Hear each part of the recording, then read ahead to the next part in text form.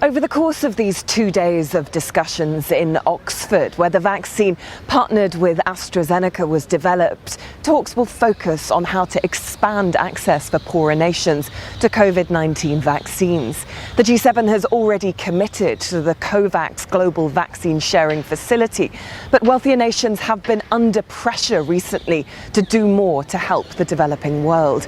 UK Health Secretary Matt Hancock said in Oxford ahead of the meeting that whilst more needed to be done, there had already been a major effort to help with vaccine inequity, namely the release of some 500 million Oxford AstraZeneca vaccines, the majority of which to low and middle income countries. Well, we need to work together to expand access to vaccines globally.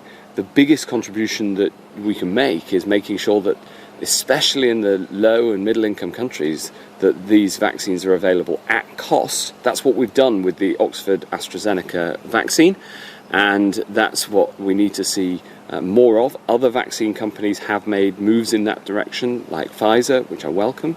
But ultimately, we're only going to get out of this global pandemic when the whole world is able to get out.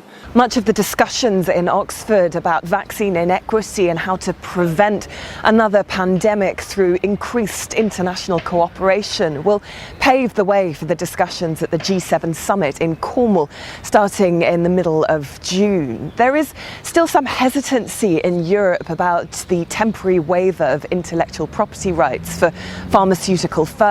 The idea had some support from the United States, but European nations, as well as the UK, feel that there may be another option, particularly technology transfers at not-for-profit prices, which is the model being used by AstraZeneca. The UK has been pushing for that idea, saying that it would assist low and middle income countries in boosting manufacturing and production without harming innovation. Hough for SABC News, Brussels.